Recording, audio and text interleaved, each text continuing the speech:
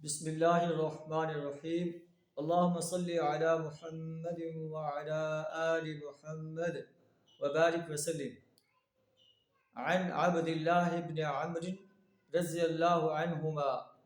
قال سمعت النبی صلی اللہ علیہ وسلم یقول من قتل دون ماله فهو شہید رواہ البخاری۔ حضرت عبداللہ بن عمر رضی اللہ تعالیٰ عنہ بیان کرتے ہیں کہ سمعت النبی صلی اللہ علیہ وسلم، میں نے نبی صلی اللہ علیہ وسلم سے سنا،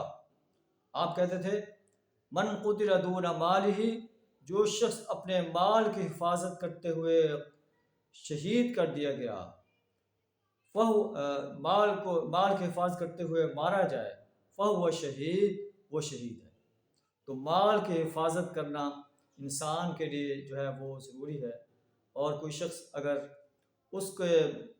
اس کے مال کو حاصل کرنے کے لیے اس کو قتل کر دیتا ہے تو پیارے نبی صلی اللہ علیہ وسلم نے فرمایا فہو شہید، وہ اللہ کے حضور شہید ہے۔ اللہ سے دعا ہے ہمیں اپنے مالوں کی حفاظت کرنے کی توفیق عطا فرمائے، اور جو لوٹ مار کرنے والے ہیں ان کا جرأت کے ساتھ مقابلہ کرنے کی توفیق عطا فرمائے۔